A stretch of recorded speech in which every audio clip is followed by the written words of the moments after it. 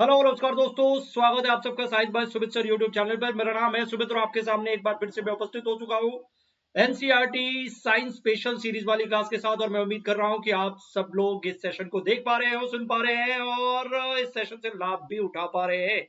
और ये सेशन उन सभी अभ्यर्थियों के लिए बहुत उपयोगी है जो साइंस के कॉन्सेप्ट को बेहतर करना चाहते हैं और किसी एग्जाम्स की तैयारी अगर आप कर रहे हैं तो डेफिनेटली ये सेशन आप ही के लिए। अगर आप सीटेट पेपर 2 एग्जाम की तैयारी कर रहे हैं, मैथ साइंस आपका सब्जेक्ट है, तो ये सेशन आपके लिए है। बीपीएससी टीआरई एग्जाम्स की तैयारी से जुड़े हुए हैं तो ये session science point of view से आपके लिए उपयोगी है। एमपी टेट वाले हैं, यूपी टेट वाले हैं, रीट एग्जाम की तैयारी करने वाले अभ्यर्थी हो या फिर डी ट्रिपल एस बी जैसे कोई किसी एग्जाम की आप तैयारी कर रहे हो या किसी अन्य एग्जाम्स की तैयारी कर रहे हो, एग्जाम कोई भी हो, अगर सब्जेक्ट के तौर पर साइंस आपको पढ़ना है तो ये चैप्टर आपके लिए बहुत उपयोगी है, ये सेशन आपके लिए बहुत उपयोगी है। और इस चैप्टर में, इस सेशन में बेसिकली अभी मैं क्या बात करने वाला हूँ, अभी एनसीईआरटी क्लास 8 के साइंस बुक को हम लोग डिकोड कर रहे हैं। चैप्टर नंबर 15 चल रहा है, इसका मतलब है 14 चैप्टर ऑलरेडी डन हो चुका है इसी चैनल के प्लेलिस्ट में। वो बाकी के लेक्चर्स है, जाके जरूर देखिए समय निकाल करके अगर आप साइंस को बेहतर करना चाहते हैं तो।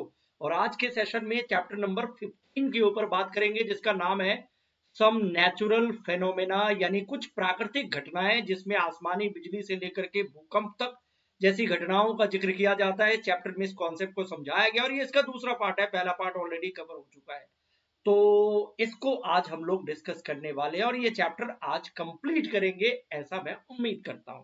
लेकिन आगे बढ़ने से पहले एक रिक्वेस्ट सिंपली आपसे ये करूंगा कि आपको जिन जो भी नए अभ्यर्थी है, आप सबको मैं रिक्वेस्ट कर रहा हूं इस चैनल को सब्सक्राइब करना है। सब्सक्राइब का बटन है ना, ऐसे प्रेस कर दो, बस बेल आइकन ऑन कर दो, इतना काम करना है।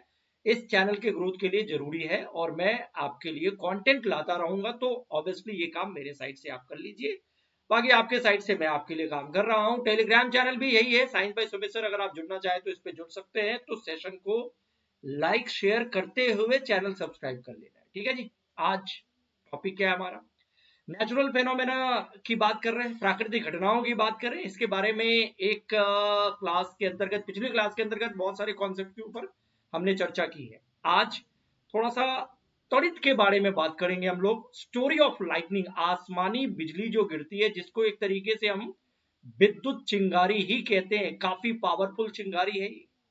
इसका साइंस क्या है, इसकी कहानी क्या है? देखो सीधा सीधा अगर मैं शॉर्ट में समझाऊं आपको तो सीधा आप ऐसे समझो कि बादल में बहुत सारे धूल कण होते हैं, बहुत इसके आसपास बहुत सारे पार्टिकल्स होते हैं।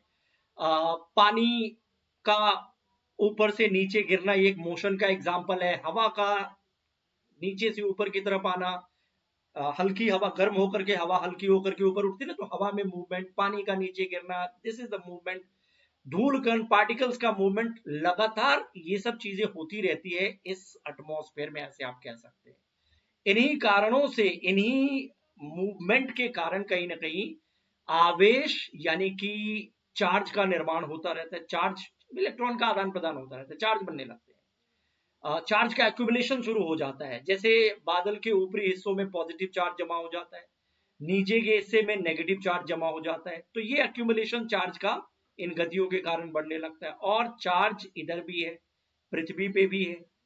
पृथ्वी पे भी बहुत सारे जैसे पेड़ पौधे हैं, कुछ बहुत सारे बिल्डिंग्स हैं, ऐसे चार्ज का केस वहां भी आता रहता है। मूवमेंट की या गतियों की स्थिति वहां भी होती है, तो चार्ज ही चार्ज है। ऐसी स्थिति में जब ज्यादा चार्ज का एक्यूमुलेशन हो जाता है तो एक्सेस बेसिकली चार्ज यहां से हवा से क्रॉस करते हुए पृथ्वी की तरफ आ जाती है, क्योंकि एक्सेस इलेक्ट्रॉन को ये बादल जो है ना अपने से पृथ्वी की तरफ भेजता है। और पृथ्वी के बारे में कहा जाता है कि लार्जर सिंक है, हर तरह के चार्ज को अपने में लेने की क्षमता रखता है। और इसी क्रम में जब ये एयर को क्रॉस करते हुए चार्ज आगे की तरफ मूव करते हैं तो कहीं ना कहीं पॉजिटिव नेगेटिव चार्ज का जब टकराव होता है तो ये चिंगारी जैसी स्थिति उत्पन्न होती है। That is the case of lightning, we can say that. और ये आसमानी आफत भी है। तो इसके बारे में आपके बुक में क्या लिखा गया है? अब रगर द्वारा उत्पन्न आवेश के आधार पर त्वरित की व्याख्या करना आज के टाइम में संभव है, यस।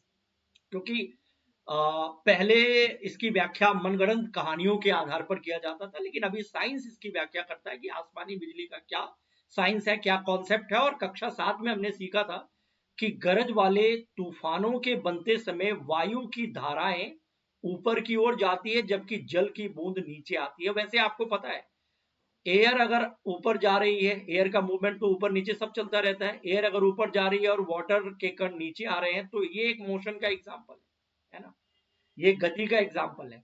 और इसकी इनकी गति काफी तेज होती है, एयर वाटर और इस तरीके के पार्टिकल्स की गतियां काफी तेज होती है। कहते हैं इन प्रबल गतियों के कारण चार्ज का सेपरेशन होना शुरू हो जाता है, आवेश का पृथक्करण शुरू हो जाता है। ये लिखा है water droplets move downwards while air moves upward, you know that, and these vigorous movement cause separation of charges by a process not yet completely understood. The positive charges collect near the upper edge of the cloud and the negative charge accumulate near the lower edge. यानी इन गतियों के कारण charge का separation होता है और बादलों के ऊपरी क्षेत्रों में पॉजिटिव चार्ज का जमाव और निचली क्षेत्रों में नेगेटिव चार्ज का जमाव होने लगता है। ठीक है ना, तो बादलों के ऊपरी किनारे के ऊपर पॉजिटिव चार्ज एकत्र हो जाते हैं और निचली किनारों के ऊपर नेगेटिव चार्ज एकत्र हो जाते हैं। और धरती के निकट भी कहीं ना कहीं आवेशों का संचय रहता है, पृथ्वी पे भी चार्ज रहता है, ऐसे आप कह सकते हैं। तो बादल में इधर पॉजिटिव है तो इधर नेगेटिव है, कुछ इस तरीके से हो गया। कहते हैं जब आवेशों का परिणाम कुछ ज्यादा हो जाए, एक्सेस हो जाए, है ना, अत्यधिक हो जाए, तो वायु जो कि कहने के लिए विद्युत का बैड कंडक्टर है, हवा हम पिछले क्लास में भी बात कर चुके हैं कि it's a bad conductor. Bad conductor होते हुए भी ये इस आवेश के प्रवाह को एयर, क्योंकि पृथ्वी और बादल के बीच में एयर है, रोक नहीं पाती है, तो एयर से होते हुए चार्ज आगे की तरफ जाने लगती है। ये बात आपको ध्यान रखना है। मतलब बैड कंडक्टर होते हुए भी ये आवेश के प्रवाह को ये हवा रोक नहीं पाती है और फिर चार्ज का मूवमेंट शुरू हो जाता है तथा इसी क्रम में पॉजिटिव और नेगेटिव आवेश जब आपस में मिलते हैं तो चमकीली धारियां तथा ध्वनि की उत्पत्ति होती है। इसे हम आसमानी बिजली के तौर पर जानते हैं और इसे ही तड़ित के रूप में इसको जाना जाता है। इस प्रोसेस को एक्चुअली में इलेक्ट्रिकल डिस्चार्ज भी कहा जाता है। इस प्रक्रिया को विद्युत विसर्जन कहते हैं। ये घटना तड़ित है, ठीक है ना। We see streaks as lightning, ये जो घटना है ये एक्चुअली में इसको लाइटनिंग कहते हैं और इस पूरे प्रोसेस को, इस प्रक्रिया को इलेक्ट्रिकल डिस्चार्ज का उदाहरण हम कह सकते हैं। So this process is known as विद्युत विसर्जन या इलेक्ट्रिकल डिस्चार्ज। और ये चीज, ये घटना जो है एक तरीके से इसको तड़ित कहते हैं, आसमानी बिजली या लाइटनिंग कहते हैं। तो ये विद्युत विसर्जन की प्रक्रिया का उदाहरण है। आपसे पूछा जा सकता है कि आसमानी बिजली का गिरना एक तरीके से किस घटना का उदाहरण है, तो ईडी में बोल रहा हूं। ईडी मतलब इलेक्ट्रिकल डिस्चार्ज में बोल रहा हूं, इस प्रोसेस का उदाहरण है। और ये इलेक्ट्रिकल डिस्चार्ज या विद्युत विसर्जन की प्रक्रिया दो बादलों के बीच, दो या दो से अधिक बादलों के बीच तथा बादल एवं पृथ्वी के बीच हो सकती है। ये डिस्चार्ज की प्रक्रिया बादल बादल के बीच, बादल पृथ्वी के बीच हो सकती है। अब हमें प्राचीन काल के लोगों की भांति तड़ित से भयभीत होने की आवश्यकता नहीं, क्योंकि एक्चुअली में इसका साइंस हमें पता है और हम मूल परिघटना को एक्चुअली में रीजन जानते हैं। वैज्ञानिक हमारा ज्ञान बढ़ाने के लिए लगातार कठोर परिश्रम कर रहे हैं, तथापि तड़ित के गिरने पर जीवन तथा संपत्ति की हानि होती है, बात सही है। अतः हमें अपने बचाव के लिए उपाय करने चाहिए, क्योंकि ये जो आसमानी आफत है ना, जिसको हम लाइटनिंग कहते हैं, बिजली कहते हैं, बहुत ही पावरफुल होता है, बहुत हाई टेम्परेचर होता है इसका, पावरफुल करंट का एक एग्जाम्पल है। और अगर ये इवन नीचे गिरता है तो जान माल की क्षति भी होती है। इंसान को अपने आप को प्रोटेक्ट करना होगा इस चीज से। आप इसे गिरने से रोक तो नहीं सकते हैं, अगर गिर जाए तो सुरक्षा के उपाय से अपने आप को आप बचा सकते हैं और यही हमारे बस में है, क्योंकि यस ये करना जरूरी है, नहीं तो जानलेवा स्थिति हो सकती है। इसलिए सेफ्टी मेजर बहुत इंपॉर्टेंट है। तड़ित से सुरक्षा के उपाय के ऊपर हमें लगातार चर्चा करते रहना चाहिए और इसके बारे में हमें जानकारी भी चाहिए। कहते हैं तड़ित एवं झंझा यानी लाइटनिंग और थंडर स्टॉर्म जो होता है ना, जब ये हो रहा होता है मौसम खराब होने के दौरान, तो कोई भी खुला स्थान सुरक्षित नहीं है। मतलब आप कह सकते हैं नो ओपन प्लेस, अगर प्लेस ओपन है तो वो सुरक्षित नहीं है, ठीक है ना। तो जैसे ही अगर आपको इस तरह की स्थितियों का आभास होता है कि आसमानी बिजली गिरने का चांस है या फिर कुछ गरज जैसी आपको सुनाई देती है आवाज, तो गरज सुनना किसी सुरक्षित स्थान पर तुरंत पहुंचने की एक तरीके की चेतावनी है। आपको इस संदर्भ में सोचना शुरू कर देना चाहिए कि बिजली कहीं भी गिर सकती है, ओपन स्थान पे कहीं भी गिर सकती है। तो उस जगह कुछ देर के लिए प्रोसेस होता है, हमेशा तो नहीं होता है। तो उस टाइम को आपको कहीं ना कहीं मैनेज करना है ताकि आप सुरक्षित रहे। अंतिम गर्जन सुनने के बाद सुरक्षित स्थान से बाहर आने से पहले कुछ देर प्रतीक्षा कीजिए। जैसे कहीं ये सीरीज चलता है ना, जैसे गर्जन की आवाज आती है, थंडरस्टॉर्म की आवाज आती है, कहीं कहीं बिजली गिरना शुरू होता है, एक सीरीज होता है, मतलब कुछ देर तक चलता रहता है। और जब आप वो टाइम निकाल लेते हैं तब आप फिर बाहर आ सकते हैं और फिर अपनी गतिविधियों में लग सकते हैं। लेकिन ये जरूरी है कि आप इसको सीरियसली ले। ऐसे में अगर ऐसा कुछ हो रहा है, कहीं पे बिजली गिर रही है, गिरने के चांसेस है, आपको लग रहा है कि गिर सकती है, तो सुरक्षित स्थान का पता लगाना बहुत इंपॉर्टेंट है। अगर ओपन में है तो आपको क्या करना चाहिए, खुले वातावरण में है तो क्या करना चाहिए, अगर गाड़ी में है तो क्या करना चाहिए। देखो, कोई मकान अथवा भवन यहाँ पे सुरक्षित हो सकते हैं। हाउस और a building is safe place, we can say that. यदि आप किसी कार अथवा बस द्वारा यात्रा कर रहे हैं ना, तो वाहन की खिड़कियों व दरवाजे बंद होने पर आप कार के भीतर भी सुरक्षित है। देखो, अगर एक बिल्डिंग है, इसमें अगर आप है, इसमें आप सुरक्षित है उस बिजली गिरने के दौरान, इसका अपना साइंस है। एक, अगर आप किसी गाड़ी में है, हवाई जहाज में है, तो भी आप सुरक्षित है, क्योंकि उसका डिजाइन ऐसा होता है ना कि चार्ज आपको ये, इस पे गाड़ी पे अगर बिजली गिर भी जाए तो कोई प्रॉब्लम नहीं होती है ना। देखो, ये फैराडे केस का एक एग्जांपल मैं आपको ऐसे समझाता हूँ कि अगर मान लीजिए ये कार है, कार में आप कहीं जा रहे हैं और आप इसमें बैठे हैं और बिजली गिरना शुरू हो गया सपोज, अनफॉर्चुनेटली, तो सबसे पहली बात तो क्या कि इस दौरान कार की खिड़की दरवाजे सब कुछ बंद कर दीजिए, ओपन मत छोड़िए, एकदम पूरा पूरा का पूरा बंद कर दीजिए। कार एकदम हॉलो ऑब्जेक्ट की तरह है, ये आपको पता है, सारा कुछ बंद, कुछ भी खुला नहीं होना चाहिए। अगर ऐसा है तो ये, इसके अंदर आप कहीं ज्यादा सुरक्षित है, क्योंकि अगर अनफॉर्चुनेटली इसके ऊपर लाइटनिंग गिरती भी है, कुछ नहीं गिरती भी है ना, तो जैसे ही कार पे लाइटनिंग स्ट्राइक होती है, तो एक पूरा का पूरा एक सरफेस एरिया, अच्छा खासा सरफेस एरिया है, और अंदर खोखली चीज है ना, खोखला सिस्टम है, इसमें आप बैठे हुए हैं। ऐसी स्थिति में जब भी ये बिजली यहां पे गिरेगी तो करंट जो है ना, आ, इसके ऊपरी सरफेस से होते होते current travels around the outside of the vehicle, ये बाहर होते होते होते होते होते ये जमीन के अंदर चली जाती है। और जमीन एक सिंक है, पृथ्वी एक सिंक है, हर चार्ज को अपने अंदर लेने की क्षमता, कितना भी चार्ज हो, कितनी भी करंट हो, वो अपने अंदर लेने की क्षमता रखता है। So current exit to the ground through the car, अगर कार पे बिजली गिर भी गई तो बाहर बाहर से प्रसारित होते होते ये पृथ्वी में चली जाती है, ठीक है, और आप सुरक्षित रहते हैं। कुछ ही समय की बात होती है, बस ये खिड़की दरवाजे नहीं खुलना चाहिए, और उस दौरान अपने आप को एकदम से सुरक्षित करके वहां पे टिका देना है, ठीक है ना। तो ये एक सुरक्षित जगह है। आपने देखा होगा कि बिल्डिंग्स में, बड़े बड़े बिल्डिंग्स में, बड़े बड़े टावर्स में लाइटनिंग कंडक्टर भी लगाया जाता है। जैसे मान लो ये मल्टी फ्लोर बिल्डिंग है, ठीक है, और जब आसमानी बिजली गिरती है ना, तो किसी भी जगह पे गिर सकती है, किसी भी स्थिति में गिर सकती है। उसको जहां पहले मौका मिल जाएगा वहीं गिर जाएगा। जो ऊंचे ऊंचे हाई स्काई बिल्डिंग होती है ना, वो ऊंचाई पे है तो वहां पे गिरने के चांसेस ज्यादा है। और इसीलिए आप देखेंगे कि लाइटनिंग कंडक्टर रॉड यहाँ पे बड़े बड़े बिल्डिंग्स में लगाया जाता है, क्योंकि ऐसा कुछ कंडक्टर मटेरियल अगर यहाँ लगा दे और मान लो यहाँ पे बिजली गिर भी जाए, तो यहाँ से तार को खींच करके, इस कंडक्टर रॉड से तार को जोड़ करके एक कॉपर प्लेट जमीन के अंदर गाड़ दिया जाता है, इसे कनेक्ट कर दिया जाता है। अगर बिजली गिर भी जाए ना यहाँ पे, तो ये रॉड, इसे तार के जरिए, तार के ऊपर बिजली गिरी रॉड के ऊपर, अब ये आसमानी बिजली तार से होते हुए, कंडक्टर तार से होते हुए जमीन में चली जाती है, यहाँ बाईपास हो जाती है।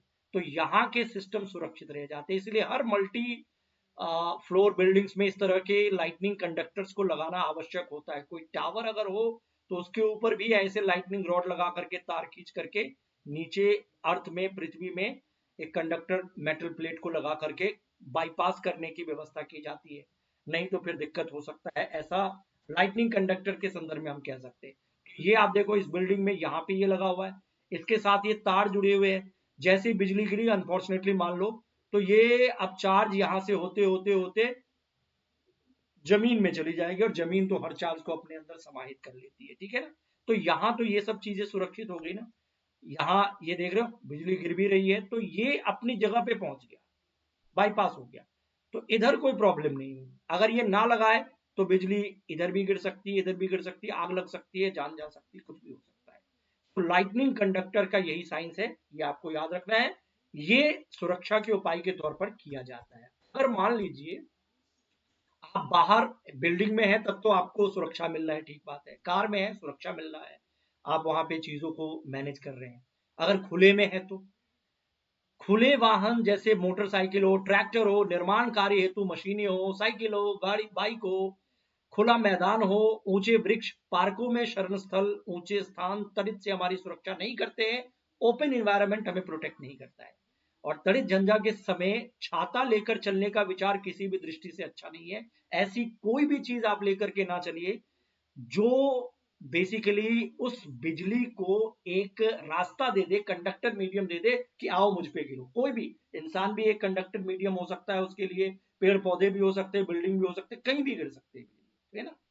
तो अगर अनफॉर्चुनेटली खुला वाला वातावरण सही तो नहीं है, लेकिन मान लो अगर आप खुले वातावरण वातावरण में आप फंस गए, तो बचाव के उपाय के लिए यहां भी तो कुछ प्रयास किए जाने चाहिए। एक चीज यहां पे लिखी है कि यदि मान लो आप ऐसी जगह पे हैं जो वन है, फॉरेस्ट है, पौधे ही पौधे हैं, पेड़ पौधे और पेड़ वृक्ष सब है यहाँ पे। अब यहाँ मैंने आपको बोला कि ऊंचे ऊंचे पेड़ पे ऊपर बिजली गिरने के चांसेस ज्यादा होते हैं, जो ऊंचे चीज होगी उस पे गिरने के चांसेस होंगे। तो आप अगर वन में हैं तो निश्चित तौर पर आपके आसपास पेड़ वृक्ष सब कुछ है, तो आप बड़े वृक्ष के पास तो ना जाए, छोटे वृक्ष के पास आप शरण ले सकते हैं अगर मजबूरी हो तो, क्योंकि बड़े वृक्ष के ऊपर ये बिजली गिरने के चांसेस ज्यादा है। इसलिए ये लिखा हुआ है यदि आप वन में हैं तो छोटे वृक्ष के नीचे शरण लीजिए, बड़े वृक्ष के नीचे मत लीजिए, ये पूछा जा सकता है। यदि आप ऐसे किसी खुले क्षेत्र में जहां कोई शरण स्थल नहीं है, तो सभी वृक्षों से काफी दूर खड़े हो सकते हैं, वृक्ष के पास ना ही जाना बेहतर माना जाता है। लेकिन मान लो वृक्ष ही वृक्ष है, आप ऐसे ओपन जगह खोज ही नहीं पा रहे हो, तो फिर वहां छोटे वृक्ष के पास जाना चाहिए, ठीक है। जमीन पर लेटना तो बिल्कुल नहीं चाहिए, है ना।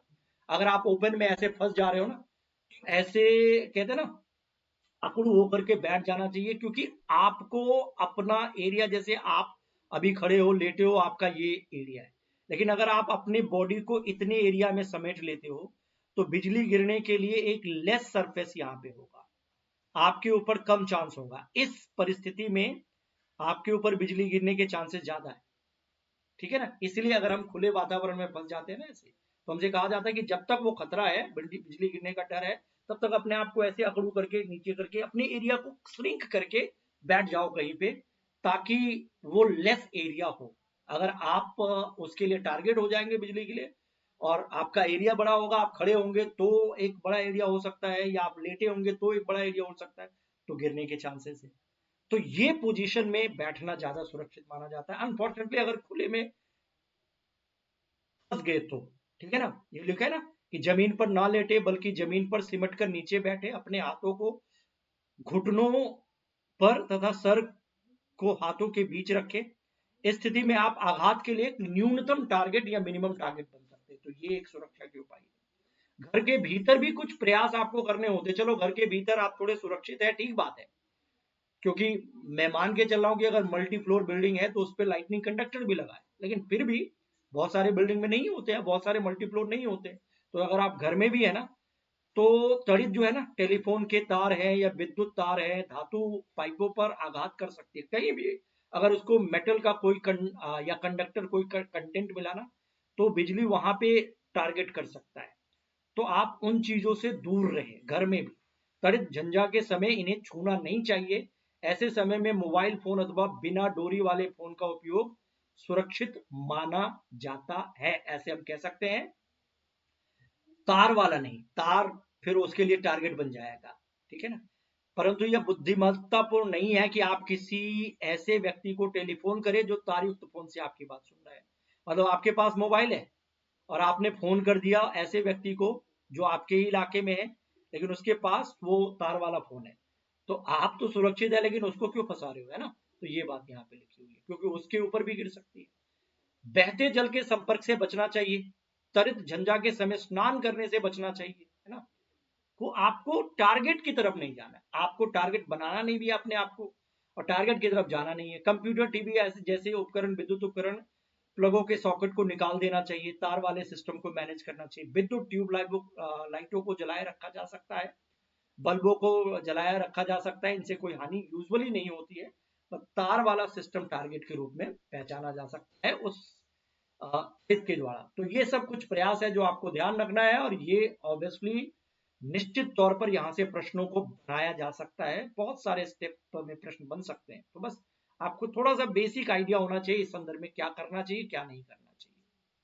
अब त्वरित चालक के बारे में तो आपको मैंने पहले ही बता दिया। त्वरित चालक मतलब लाइटनिंग कंडक्टर, जो बिल्डिंग के ऊपर वो लगाते हैं ना, रॉड, ऐसे रॉड लगाया, कंडक्टर रॉड, और तार के जरिए इसे खींच करके कॉपर प्लेट्स में इसको जोड़ करके जमीन में गाड़ दिया, ताकि अगर अनफॉर्चुनेटली बिजली गिरे तो बाईपास रास्ता मिल जाए। तो त्वरित चालक एक ऐसी युक्ति है, टेक्निक है, जिसका उपयोग भवनों को त्वरित के प्रभाव से बचाने के लिए किया जाता है। किसी भवन के निर्माण के समय उसकी दीवारों में उस भवन की ऊंचाई से अधिक लंबाई की धातु की छड़ स्थापित कर दी जाती है, मेटल रॉड।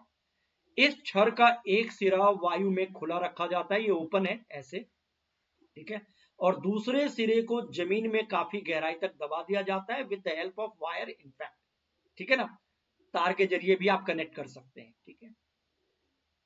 धातु की छड़ विद्युत आवेश के जमीन तक पहुंचने के लिए एक सरल रास्ता दे देता है कि आना भी है तो आओ और अपने रास्ते से चले जाओ, जमीन में चले जाओ, क्योंकि वही तुम्हारा काम हो सकता है, वही तुम्हारा शरण स्थल है, हम लोगों पे ना गिरो। ये एक सिस्टम है कहने का। भवन निर्माण में उपयोग होने वाले धातु के स्तंभ, विद्युत तार तथा वाटर पाइप भी कुछ सीमा तक हमारा बचाव करते हैं, जिसका संपर्क पृथ्वी से हो सकता है। तो वो चार्ज को, अगर चार्ज उस पर गिर भी जाए, बिजली गिर भी जाए, तो उसे पृथ्वी तक भेजने में हेल्प कर देता है, ठीक है ना। लेकिन उन्हें हमें छूना नहीं चाहिए बिजली गिरने के दौरान, तो ये बात अपने आप में महत्वपूर्ण है। ये आसमानी आफत की बात हमने कर ली, ये एक प्राकृतिक घटना ही है। एक प्राकृतिक घटना भूकंप भी तो है, ट्रेमर्स जिसको कहते हैं, पृथ्वी का कंपन जिसको कहते हैं, है ना। ये भी एक नेचुरल फेनोमेना के तौर पर बड़ा महत्वपूर्ण है। आपने अभी त्वरित झंझा तथा त्वरित के विषय में अध्ययन किया, ठीक बात है, कर लिया। कक्षा 7 में हमने चक्रवातों के बारे में अध्ययन किया था, साइक्लोन्स के बारे में पढ़ा था, अभी आगे और भी पढ़ेंगे। ये प्राकृतिक घटनाएं मानव जीवन तथा संपत्ति का बड़े पैमाने पर विनाश कर सकती है, ये बताने की जरूरत नहीं है। सौभाग्यवश कुछ हद तक इन परिघटनाओं की भविष्यवाणी हम कर सकते हैं। मौसम विभाग कुछ क्षेत्रों में बन रहे त्वरित झंडा के बारे में चेतावनी दे सकता है, साइक्लोन चक्रवात के बारे में चेतावनी दे सकता है, लेकिन भूकंप के बारे में नहीं मिल सकता है चेतावनी कि अभी भूकंप होने वाला है। भूकंप का पूर्वानुमान नहीं कर सकते, बचावी उपाय। यदि त्वरित झंडा होती है तो इसके साथ सदैव त्वरित तथा चक्रवात की संभावना भी रहती है ना। वो थंडर स्टॉर्म होता है ना, तो बिजली गिरने के चांस होते हैं, तूफान, बारिश, ये सब चांस रहते हैं। अतः इन परिघटनाओं से होने वाली क्षति के बचाव के उपायों के लिए हमारे पास समय होता है, ठीक है, ये हम जानते हैं। तथापि एक ऐसी परिघटना भी है जिसके बारे में भविष्यवाणी करने की क्षमता अब तक साइंस विकसित नहीं कर पाया है, ऐसे हम कह सकते हैं, और इस घटना की का नाम भूकंप है। भूकंप की कोई भविष्यवाणी नहीं है, ठीक है ना। यह विशाल स्तर पर जनजीवन तथा संपत्ति को क्षति पहुंचा सकता है, और एक एग्जाम्पल आपके सामने दिया गया है कि 8 अक्टूबर 2005 को भारत में उत्तरी कश्मीर के उरी तथा तंगधार शहरों में एक बड़ा भूकंप आया था, और ऐसे भूकंप की पूरी श्रृंखला है, आते रहते हैं। कुछ इलाके इंडिया में ऐसे होते हैं जो भूकंप जोन के हिसाब से काफी संवेदनशील माना जाता है। कुछ इलाके थोड़े स्टेबल है तो उसमें भूकंप नहीं आते हैं, कम आते हैं, है ना। इससे पहले ये जो गुजरात के भुज वाले इलाके है, उधर 2001 में बड़ा बड़ा भयंकर सा भूकंप आया था, ये आपने सुना होगा, पढ़ा होगा, है ना। तो सवाल ये उठता है कि व्हाट एग्जैक्टली इट मीन्स भूकंप, जिसे हम ट्रेमर भी कहते हैं, ये होता क्या है, ये कब आता है, इसका कारण क्या है। इसका सीधा कारण है plate movements of the earth, plate movement इसका कारण है ना। तो अगर मैं सिंपल बोलूं कि भूकंप क्या होता है, अर्थ क्या होता है, सिंपली ये कहा जा सकता है कि पृथ्वी में जो प्लेट्स है, अर्थ प्लेट जिसको हम कहते हैं, उनमें गतियों के कारण, जो उसमें रगर होती है, उसमें स्लाइडिंग होती है, उसके कारण ही ट्रेमर या कंपन की उत्पत्ति होती है।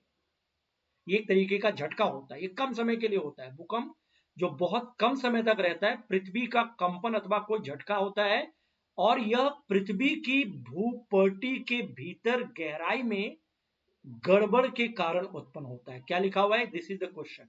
ये देखो, व्हाट कैन वी डू, ये सब लिखा हुआ। Earthquake occurs all the time all over the earth, they are not even noticed, major earthquake are much less frequent। ठीक है, हाँ मतलब ये आगे मैं बताऊंगा।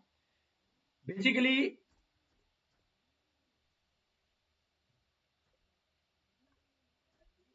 इसमें क्या लिखा हुआ है कि जो पृथ्वी है ना,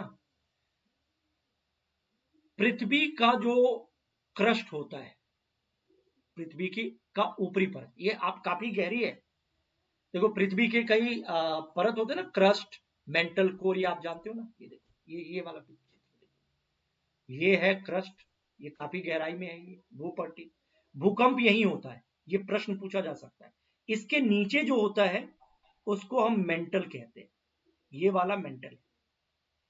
और मेंटल के नीचे जो ये वाला एरिया है थोड़ा डार्क पिंक टाइप का, इसको कोर कहते हैं, आउटर और इनर। ठीक है, तो पृथ्वी में क्रस्ट हो गया, फिर मेंटल हो गया एंड देन कोर हो गया। तो भूकंप की घटना कहां होती है? क्रस्ट के अंदर। ठीक है ना, पृथ्वी के भीतर की सबसे ऊपरी सतह जो होती है ना, अर्थ क्रस्ट, उसकी गहराई में गड़बड़ी के कारण कंपन आते हैं। पृथ्वी की इस परत को अर्थ क्रस्ट कहते हैं, भूपट्टी कहते हैं। ये पूछा जा सकता है, मेंटल में नहीं, कोर में नहीं, बल्कि क्रस्ट के अंदर गहराई में गड़बड़ियों के कारण ये स्थिति उत्पन्न होती है। ठीक है, और कहते हैं कि भूकंप हर समय सब जगह कहीं ना कहीं आते रहते हैं, थोड़ा बहुत चलता रहता है, लेकिन इसका स्ट्रेंथ इतना कम होता है कि इसे नोटिस नहीं किया जाता है। ठीक है ना, विशाल भूकंप जो काफी पावरफुल होता है वो बहुत कम उत्पन्न होते हैं, लेकिन जब आते हैं तो बड़ा नुकसान पहुंचाते हैं। भवनों, पुलों, बांधों तथा लोगों को असीम क्षति पहुंचा सकते हैं। इनसे जीवन तथा संपत्ति की विशाल हानि हो सकती है। भूकंपों से बाढ़, भूस्खलन तथा सुनामी भी आ सकते हैं, बाढ़ भी आ सकते हैं। डैम टूट गया, कुछ बांध टूट गया, बाढ़ आ सकते हैं। लैंडस्लाइड्स हो सकते हैं, सुनामी आ सकता है। 26 दिसंबर 2004 को हिंद महासागर या इंडियन ओशन में एक विशाल सुनामी आया था। महासागर के चारों ओर के तटवर्ती क्षेत्रों में अपार जनधन की हानि हुई थी। तो भूकंप के कारण क्या हो सकता है? लैंडस्लाइड्स हो सकता है, बाढ़ आ सकती है, डैमेज, बिल्डिंग डैमेज हो सकता है, इंफ्रास्ट्रक्चर डैमेज हो सकता है, सुनामी आ सकती है, कुछ भी हो सकता है। अब रीजन क्या है? रीजन मैंने आपको बता दिया, प्लेट मूवमेंट। वैसे देखते हैं आपके बुक में क्या लिखा हुआ है कि प्राचीन काल में लोग भूकंप आने का सही कारण तो नहीं जानते थे, तो उनकी अवधारणा भूकंप के संदर्भ में वही कथाओं, कहानियों पे आधारित थी। और ये दादी ने सुनाया था कि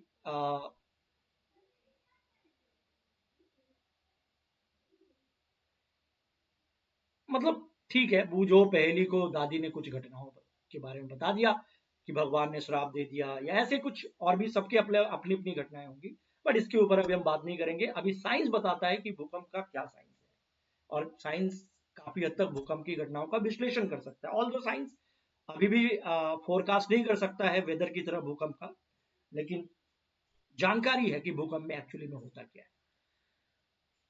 देखो पृथ्वी के क्रस्ट में, अर्थ क्रस्ट में गड़बड़ियों के कारण, इसकी गहराई में, क्रस्ट के अंदर की गहराइयों में गड़बड़ी के कारण भूकंप आता है। ये मैं ऑलरेडी आपको बता चुका हूं, तो ये याद रखना है। और कहते हैं ये क्रस्ट या ये पृथ्वी की ये जो परत है ना, एक सेगमेंट नहीं है। ठीक है ना, एक खंड में नहीं है, वन पीस में नहीं है, यह टुकड़ों में विभाजित है क्रस्ट। और प्रत्येक टुकड़ों को क्या कहते हैं? प्लेट कहते हैं। ठीक है ना, ये देखो, Eurasian plate, Arabian plate, Indian plate, ये सब क्या है? अर्थ क्रस्ट के ही टुकड़े हैं, इनको प्लेट कहा जाता है, इनके इनके क्रस्ट के पीस। और ये प्लेट निरंतर गति करती रहती है। जैसे ये प्लेट है ना, तो ये इधर की तरफ, ये मतलब इसका मूवमेंट चलता रहता है, P1 P2, और इनकी गति के कारण एक दूसरे से ये रगड़ खाती है, या हो सकता है इनकी गति के कारण टक्कर हो, एक प्लेट के नीचे दूसरा प्लेट धंस जाए। इन्हीं सबसे तो टर्बुलेंस उत्पन्न होता है, इसी गति के कारण तो विक्षोभ उत्पन्न होता है, और यही विक्षोभ, यही टर्बुलेंस पृथ्वी की सतह पर भूकंप के रूप में अनुभव होता है ना। तो ये देखो प्लेट्स है ना, इनमें टकराती प्लेट का ये साइन देख रहा है, एक और दो प्लेट है टकरा रहे हैं। रगड़ती प्लेट है, एक की गति इधर है, दूसरे की गति ऐसे रगड़ हो रही है, ऐसे टक्कर हो रही है। तो अर्थ क्रस्ट के जो डिफरेंट प्लेट्स है, यूरेशियन प्लेट, इंडियन प्लेट, जो भी है, उनमें मूवमेंट है, थोड़ी बहुत गतियां हैं, और उन गतियों के कारण प्लेट आपस में टकराते हैं, आपस में उनमें रगड़ होती है, और उसी से कंपन की उत्पत्ति होती है, और वही कारण है भूकंप का। और वो मूवमेंट किन प्लेट्स की बात हो रही है? अर्थ क्रस्ट के प्लेट की बात हो रही है, बार बार मैं बोल चुका हूं। यदि अब देखो एक और कंटेंट है यहाँ पे, एक पॉइंट है, यदि वैज्ञानिक भूकंप के बारे में इतना अधिक जानते हैं, जो कि ठीक बात है, तो क्या वो आने वाले भूकंप के समय तथा स्थान की भविष्यवाणी कर सकते हैं? नहीं। साइंस अभी डेवलप तो हुआ है, लेकिन इतना भी नहीं हुआ है। निकट भविष्य में क्या होगा मुझे नहीं पता, लेकिन अभी नहीं। यद्यपि हम भूकंप आने के कारण निश्चित रूप से जानते हैं कि क्या है भूकंप, क्यों आता है, तथापि अभी तक ये संभव नहीं हो सका है कि आने वाले भूकंप के समय और स्थान की भविष्यवाणी हम कर सके। और अगर ऐसा कर पाया अपकमिंग फ्यूचर में साइंस की वजह से, तो ये बड़ा अच्छा होगा। But right now this is not possible to exact predict when and where earthquake is coming out. This is not possible, you can say that. अब इस बच्चे के दिमाग में क्या है, मैंने कहीं पढ़ा था कि भूमिगत विस्फोटों से भी भूस्पंद उत्पन्न होते हैं। हाँ, ऐसा हो सकता है, मानवीय क्रियाकलापों के कारण भी हो सकता है। आप मिट्टी के अंदर आप परमाणु बम फोड़ो सुरंग में, तो उसके आसपास तो भूकंप तो आएगा ही। हाइड्रोजन बम फोड़ो, हथियार की जांच करो, भूकंप तो आए। ज्वालामुखी विस्फोट के कारण भी भूकंप की स्थिति हो सकती है। तो पृथ्वी पर ट्रेमर या भूकंप जैसी स्थिति ज्वालामुखी के फटने और उल्का पिंड के पृथ्वी से टकराने अथवा किसी नाभिकीय विस्फोट के कारण भी उत्पन्न हो सकते हैं। इसमें कुछ ये नाभिकीय विस्फोट मानवीय क्रियाकलाप है ना, परंतु ज्यादातर भूकंप जो होता है ना, वो मुख्य तौर पर प्लेटों के मूवमेंट के कारण होता है, प्लेटों की गतियों के कारण होता है। ये बात आप याद रखिएगा। Tremors on the earth can also be caused when volcano erupts, तो ज्वालामुखी के कारण भी। मीटियोर हिट्स द अर्थ, उल्का पिंड पृथ्वी पे गिरे, वहां भी हो सकता है। Nuclear explosion, this all are the reason behind the earthquake, but main reason for the common earthquake, we can say that, is the movement of the earth plates, right? और एक और बात आप अच्छी तरीके से याद रखिएगा, ये पूछ सकते हैं आपसे कि भूकंप प्लेटों की गतियों के कारण उत्पन्न होते हैं, ये बात ठीक है, और जहां प्लेटों की सीमाएं दुर्बल या कमजोर क्षेत्र होती है, वहां भूकंप आने की संभावना अधिक होती है। What is this line? Since earthquakes are caused by movement of plates, the boundaries of the plates are the weak zones where earthquakes are more likely to occur. The weak zones are also known as seismic zone और fault zone, इसको कहा जाता है। यानी भूकंप प्लेटों की गतियों के कारण आता है, और प्लेटों की सीमाएं जहां दुर्बल होती है, उन क्षेत्रों को भूकंपी क्षेत्र या फॉल्ट जोन या भ्रंश क्षेत्र कहते हैं। यहां भूकंप आने के चांसेस सबसे ज्यादा है। ये देखो, जैसे ये एक प्लेट है और दूसरा प्लेट ये, तो यहां पे एक बाउंड्री जैसी स्थिति है, एक लाइन दिख रही है, फॉल्ट लाइन इसको कहते हैं। तो ये दुर्बल क्षेत्र है, यहां पे भूकंप आने की संभावना ज्यादा है। ऐसे और भी हो सकते हैं। तो जहां पे भूकंप की उत्पत्ति होती है ना, उसको फोकस कहते हैं। ये प्रश्न है, कई लोग एपी सेंटर बोल देते हैं। फोकस के जस्ट ऊपर, काफी ऊंचाई पे ये एपी सेंटर होता है। तो एपी सेंटर वो जगह नहीं है जहां पे भूकंप उत्पन्न होता है। भूकंप तो फोकस पे उत्पन्न होता है। ये देखो, ये देख रहे हो, ये फोकस जो है, जिसको अधिकेंद्र भी कहते हैं, सॉरी, फोकस को ऐसे फोकस ही कहते हैं। ये भूकंप की उत्पत्ति का ये है, जोन है, यहां पे उत्पन्न होता है, ओरिजिनेशन। और इसके ऊपर का जो क्षेत्र है पृथ्वी की सतह पे, उसको हम कहते हैं एपी सेंटर। एपी सेंटर भूकंप की उत्पत्ति वाला क्षेत्र नहीं है, इसके ऊपर, फोकस के ऊपर का क्षेत्र है, ठीक है, उसको एपी सेंटर कहते हैं। चलो अभी वापस आ जाते हैं। कुछ फॉल्स जोन या seismic zone, fault zone. Seismic zone आपने देखा, ये दुर्बल, वीक तरीके से जोन्स है जहां सीमाएं मिलती है प्लेट्स की। यहाँ पे भूकंप आने की संभावना सबसे ज्यादा है, यहीं पे फोकस होता है, ऐसे हम कह सकते हैं। और भारत के जो ज्यादातर भूकंप है ना, अति आशंकित क्षेत्र जो है ना, वो ऊपर का जो पहाड़ी इलाका है ना, कश्मीर, पश्चिम तथा केंद्रीय हिमालय, हिमालय वाला जो पूरा रीजन है ना, ये भूकंप के हिसाब से काफी संवेदनशील है, कश्मीर से लेकर के उत्तराखंड तक एंड सो ऑन। ठीक है। इसके अलावा ये पश्चिमी साइड में जो राजस्थान, भुज, कच्छ का इलाका है, ये भी भूकंप संवेदनशील इलाका है ना। और उसके बाद कुछ बिहार, यूपी जैसे इलाके भी हैं। तुलनात्मक रूप से जो दक्षिण भारत का इलाका है, ये ज्यादा स्टेबल क्षेत्र है, तो यहाँ भूकंप के चांसेस थोड़े कम है। दक्षिण भारत के कुछ भाग खतरे के क्षेत्र में आते हैं, लेकिन वैसे नहीं। तो ज्यादातर भूकंप वाला इलाका इधर है, नॉर्थ ईस्ट, नॉर्थ, थोड़ा वेस्टर्न साइड, गुजरात वाला साइड, है ना। तो ये बात आप याद रखिएगा, आपसे ये पूछा जा सकता है। इसके अलावा एक और पॉइंट यहाँ पे है कि आपने सुना होगा कि जब कहीं भूकंप आती है ना, तो कहते हैं रिक्टर पैमाने पर उसकी तीव्रता कितनी थी। कोई कहता है कि 5 थी, तो आप कहते हैं चलो ठीक है, कोई बात नहीं, टेंशन नहीं। कोई कहता है 7.5, यहाँ पे एक भूकंप आई है 7.5, 8 के पैमाने पर उसकी तीव्रता थी रिक्टर स्केल पे। फिर आप टेंशन में आ जाते हैं, क्योंकि आपको पता है 7, 7.5 या 8 के आसपास अगर रिक्टर स्केल पे भूकंप आए ना, तो वो बहुत तबाही लाता है। 3, 4, 5 वाला तो हमें पता भी नहीं चलता है। तो पहली बात तो आपको याद रखना है कि किसी भूकंप की शक्ति का जो पावर स्ट्रेंथ है, परिमाण है, वो रिक्टर स्केल पर व्यक्त किया जाता है, ये पूछा जा सकता है।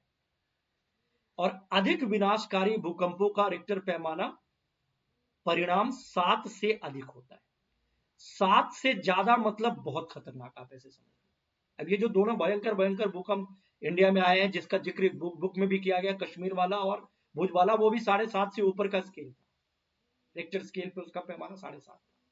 तो ये 7 से ऊपर वाला खतरनाक होना शुरू हो जाता है, ऐसे हम कह सकते हैं। 6 वाला, 5 वाला उतना खतरनाक नहीं होता है ना। तो ये बात आप ऐसे याद रखिएगा, एक प्रश्न यहाँ पे। ठीक है। दूसरी बात, एक नोट में ही तीसरी बात मैं आपको बता दूं, इन सबका जिक्र किया गया, बहुत दिलचस्प जानकारी, कि जो रिक्टर स्केल होता है ना, क्या है। पहली बात तो रिक्टर स्केल भूकंप की तीव्रता को मापने वाला स्केल है, और लिखा है कि Richter scale is not linear. इसका क्या मतलब है? रैखिक नहीं है, ये दिलचस्प जानकारी है। इसका मतलब ये हुआ कि जैसे एक भूकंप रिक्टर स्केल पे 6 है, ठीक है ना, 6 उसकी तीव्रता है, और दूसरी भूकंप है 4। मैथमेटिक्स में हम क्या बोलते हैं कि अगर 4 6 बन जाए तो 6 क्या है, 1.5 गुना ना। 6 4 से 1.5 टाइम ज्यादा है, 1.5 गुना है ना। मतलब ऐसे हम कह सकते हैं कि 4 को आप 1.5 से मल्टीप्लाई करोगे तो फिर क्या होगा, 6, है ना। लेकिन ये तो गणित की बात है ना, कि 4 6 4 से कितना ज्यादा है आप जानते हैं, 1.5 गुना। लेकिन अगर रिक्टर स्केल पे 4 का भूकंप आया और 6 आया है, तो इसमें ये 1.5 गुना का संबंध नहीं है। 4 से 5 की शक्ति, भूकंप की शक्ति के हिसाब से देखा जाए, यहां क्या लिखा है कि वास्तव में 2 की वृद्धि अगर 4 से 6 हो ना, तो इसका अर्थ है कि इसकी विनाशकारी ऊर्जा 1000 गुना अधिक है। गणित में कहते हैं कि 6 4 से 1.5 गुना अधिक है, ठीक है ना।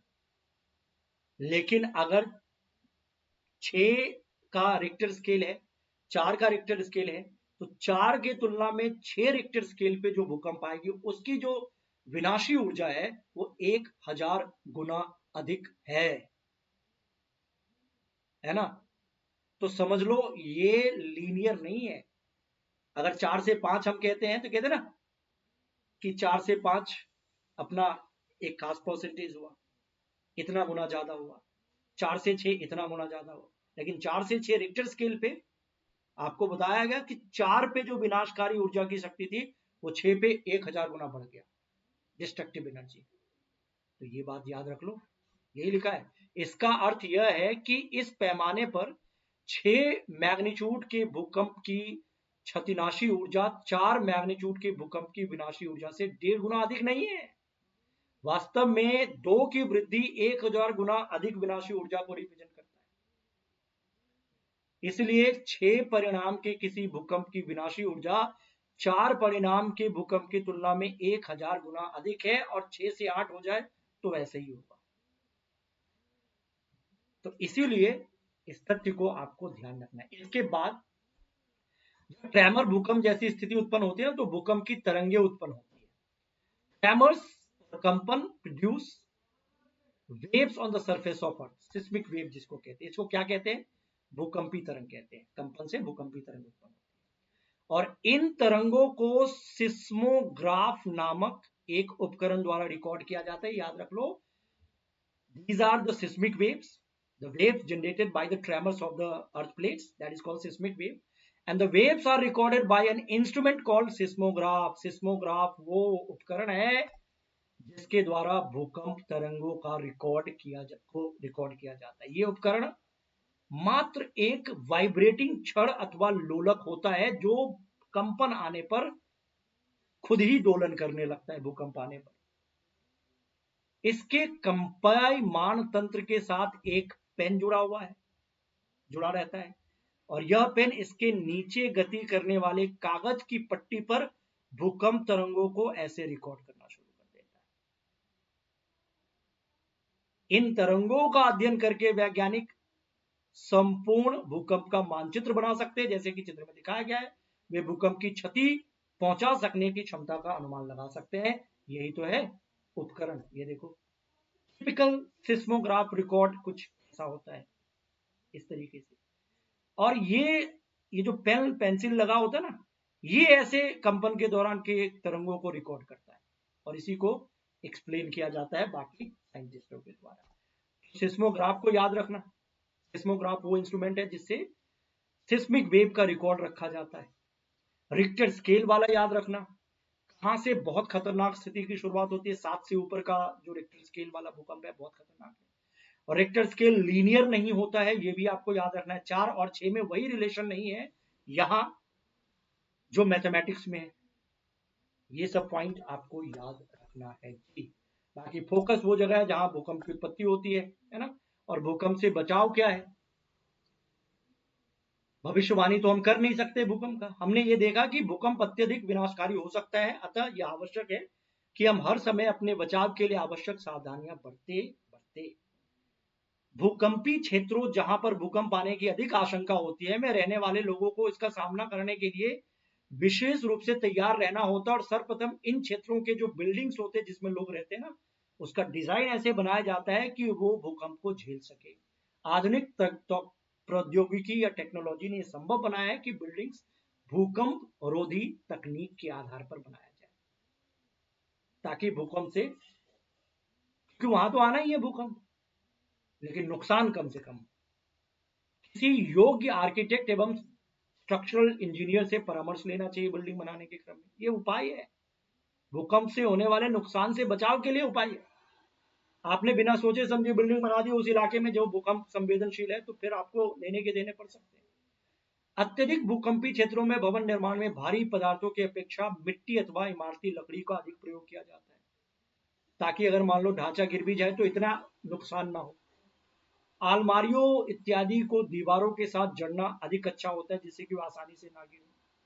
दीवार घड़ी, फोटो फ्रेम, जल यानी गीजर आदि को दीवार में लटकाते समय सावधानी रखिए, ताकि भूकंप आने के दौरान ये किसी भी गिर ना जाए। ये सब प्रयास, छोटे मोटे प्रयास है जो कर सकते हैं।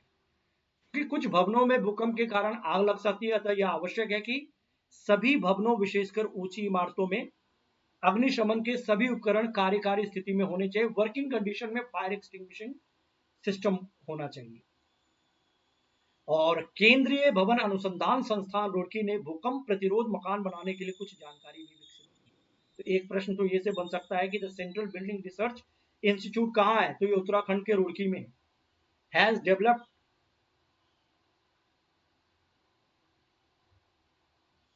No how to make quake proof houses. मतलब ये इन्होंने, इनका काम है तो ये जानकारी साझा करते रहते हैं।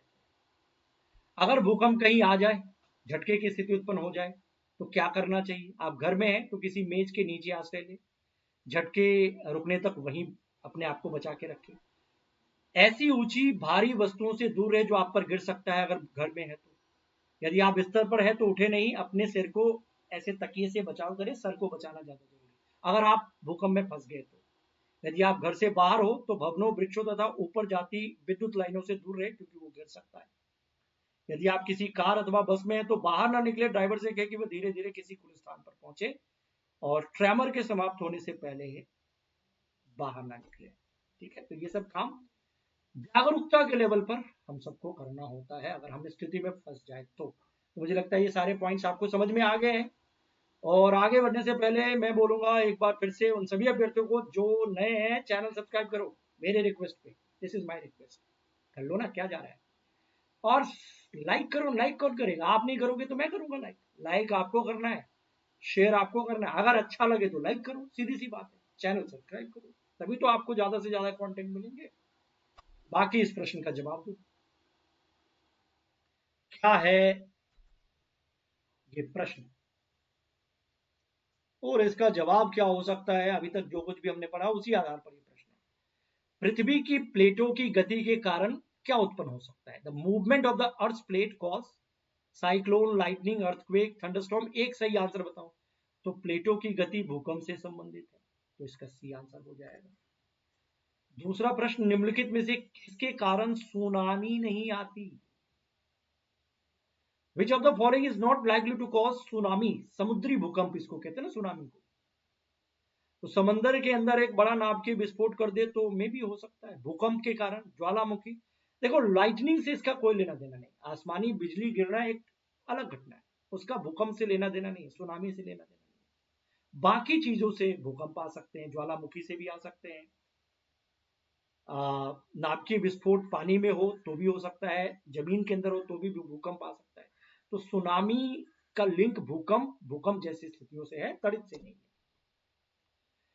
तीसरा, भूकंप के लिए उत्तरदायी पृथ्वी की प्लेटें कहां पाई जाती है भाई साहब? ये अर्थ प्लेट जो है ना, जिसमें मूवमेंट के कारण भूकंप आते हैं, क्या ये क्रस्ट में होता है, मेंटल में होता है, कोर में होता है, कहां होता है? तो हमने देखा कि पृथ्वी का जो सबसे ऊपरी लेयर है, जिसको हम क्रस्ट कहते हैं, उसी के प्लेट में मूवमेंट के कारण भूकंप आता है। तो पहला ही आंसर सही होगा। कोर, मेंटल, इन सबसे नहीं लेना देना है, तो अर्थ क्रस्ट इसका सही आंसर होगा। इसके अलावा नीचे दिए गए शब्दों की सूची पर विचार कीजिए। Seismic zone, fault zone, mantle, inner core. पृथ्वी की प्लेट की सीमाएं किसको कहा जाता है? मतलब the boundaries of the earth plates are known. तो अर्थ प्लेट की बाउंड्री, जो वीक जोन होता है जहां भूकंप उत्पन्न होता है, उसे या तो सिस्मिक जोन बोलो या फॉल्ट जोन बोलो, ये सब नहीं। तो पहला और दूसरा मतलब ए ऑप्शन यही था ना। ये देखो कहां से आया है प्रश्न, मैंने बोला था ना एक एक लाइन से प्रश्न बनते हैं। किधर गया दिखाता हूं, देखो ये इसी में आपको वो दिख जाएगा। भूकंप प्लेटों की गतियों के कारण उत्पन्न होते हैं जहां प्लेटों की सीमाएं दुर्बल क्षेत्र होती है। अतः जहां प्लेटों की सीमाएं वीक जोन होती है वहां भूकंप आने की अधिक संभावना, और इसे हम भूकंपी क्षेत्र या भ्रंश क्षेत्र कहते हैं। फॉल्ट जोन या सिस्मिक जोन इसको कहते हैं। बोलो हाँ, डन। तो ये वाला केस आपने समझ लिया, मुझे लगता है हाँ समझ लिया, डन है। पृथ्वी की सबसे बाहरी परत यानी कि आउटर मोस्ट लेयर क्या कहलाती है? ये सबको पता है, भूपट्टी, अर्थ क्रस्ट, इसी में भूकंप आता है।